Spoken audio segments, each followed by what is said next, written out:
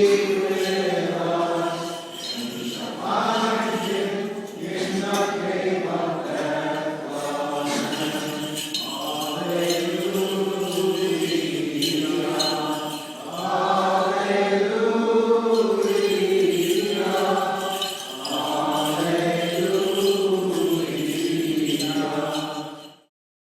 have a devotion here to Our Lady of Mount Carmel. Yes, 9 days in July.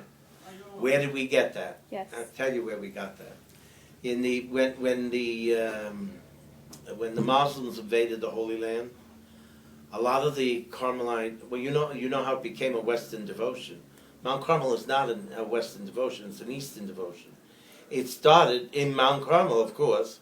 Our Lady was Our Lady appeared there on the Mount Carmel from the brothers and sisters who kept the faith from the Jews. Of course, the first ones to go there were from Elijah. That's where Elijah ascended in the chariot. And so Mount Carmel became the place for the Jews who were strict believers and kept the faith. They were the first to convert. They had Christianity quickly from the caravans. And because they were faithful to the Church of Christ, the first apparition ever of Our Lady Mount Carmel was there in Haifa. I don't know if you've ever been to Haifa, but Mount Carmel, okay. You know, the Holy Land is shaped like a J. It's that point that is Mount Carmel. Okay. And that was the mountain also where Elijah slew the false prophets on Mount Carmel. And so what happened was when the Muslims invaded in the 7th century, a lot of the Jewish Christians who become Christians, their heritage was Jewish, but now they're Christians, what, 300-400 years, 500 years? So where do they run? They leave the Holy Land by ship. Excuse me. So which way did they go? West. So what island did they wind up on? Sicily. St. Paul in the scriptures crashed 3 times. Once Troas, once Sicily, and the most famous of all, Malta. Everybody knows about Malta. They forget that he crashed in Troas, and they forget that he crashed in Sicily. There's a stone marking his place where he preached and taught in Sicily. So the Jewish people's heritage, who became Christians from the Jewish root, brought the devotion of the Carmel to Sicily. Okay. And that's how it got there. You will see Mount Carmel devotion in Sicily. You will see it in North Africa. You will see it in the Greek churches on the islands, not in Athens. But some of the islands will have it because depending where the Jewish Christians ran, they brought the devotion of the Carmel with them. And what happened in the 7th century in the Holy Land, in Jerusalem, the Jewish Christian monks of the Carmelite fathers and sisters, they ran for help to the Latin Patriarchate. And they asked for help and defense against the invading Muslims. The Patriarch said at the time, I will give you the army. However, the price is you have to change from the Eastern Rite to the Latin Rite.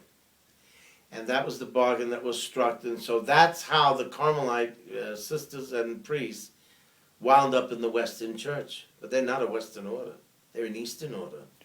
And if you look at all their spirituality, you will see it's Eastern. It's all Eastern spirituality. Until 1215 in Aylesford, where St. Simon Stock, Our Lady appeared to him and gave him the scapular. But up to then, you'll see it's all Eastern spirituality. They're Capophatic. They're not apophatics. The Franciscans are apophatics. Everything is feel-good, no? But the Capophatic spirituality is Eastern, very Eastern. And that's, the Carmelites are very Eastern in that, so. Next question.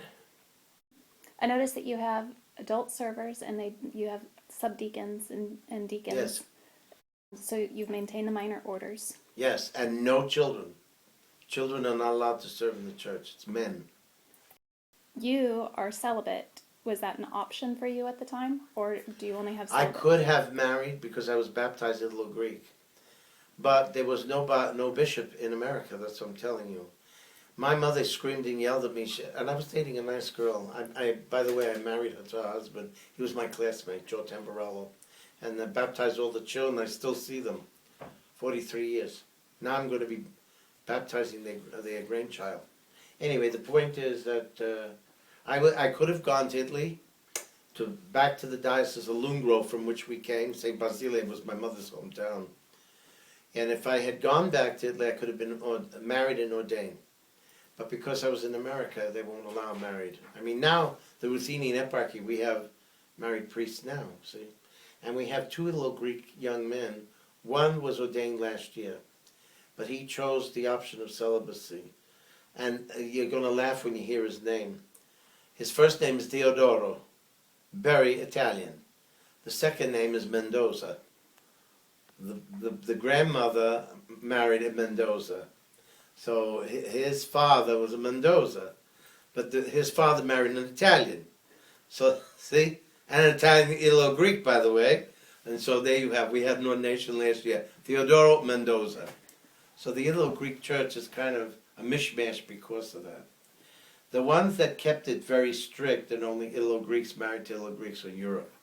Because that's what Europe does. It stays, it's like a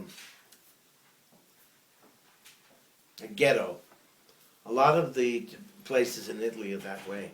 A northerner would never marry a southerner in Italy. That just wouldn't happen.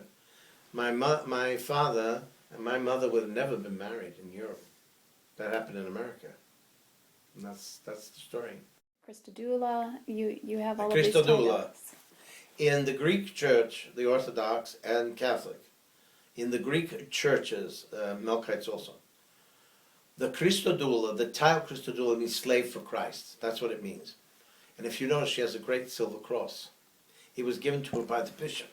Christodoula is the one who got a degree, a master's degree in theology, and she is responsible for the services. She puts the services together. Who's going to sing what? Which are the chants? Which is the tone? Who's going to read the epistle? She does a lot of work, that lady. That's why she is called a Christodoula. Christodoula is one of the highest honors you can give a woman in the Eastern Church. There is no higher honor. That's it. That's the top. And if she was religious, she'd be an abbess. She would be a full abbess. But because she's a lay person, she doesn't have the rights of abbess. Now, if she ever took vows that she wanted to be a religious, she'd be a full abbess. Exactly. That's who the Christodoula is. Are there any monasteries anywhere in the world for your church? Yes. Grotta Ferrata outside of Rome. That's the only one? Yes, 1,200 years old. There is no other. That's the only one. How are vocations in your church? Are they growing now? Oh, yeah. Oh, yeah. I told you we just ordained one. Yeah. We have another one. We have 2 deacons. The one is already ordained. And we have a mission up on Mount Charleston. So hopefully the candidate is, there's 2 families up there. In the summertime, there's 8 families up there. In the wintertime, they fly away, and the 2 families are left, see. So, yeah. Where do they go? Do they go to the Ruthenian? The Ruthenian Seminary. Okay. Yeah. We had sent one boy from St. John Chrysostom Parish to the Italo-Greeks in Europe. And being an American kid, he grew up in America. Now, he spoke the old Siculo because his grandparents were still alive, so he knew the language. But Grotta Ferrata was not open to having an American there. And so, unfortunately, it didn't work. It's just 2 different mindsets. It's just monasticism when it comes to the place that it exists. People forget that it sits within a cultural reality. That's the bad thing. So the monasticism of that particular locale is not only the monasticism of the church, but it's within the culture. So you have a dual battle going on at the same time. It's not easy. It's not easy. We tried that one. Poor kid, I feel bad. Well, poor kid, he's 26 years old. He was 24 years old. But he could not adjust. Yeah. Between the climate being bad, the food is bad. Everybody thinks Rome has good food. Mm-mm. You pay through the nose in the restaurants, the religious houses. Forget it. And the manner and the culture and things that are accepted here that are not accepted in Europe. With your devotion here to Our Lady of Mount Carmel, is there any hope of creating an American religious or monastery? I hope if you have the vocations, but you don't get the vocations. And the parish is still too young. There is a possibility with one. Well, we'll see. Hopefully it would be nice, because then there'd always be somebody to serve the church. We'll pray with you. Yeah, oh yes, I would appreciate you raise that in prayer.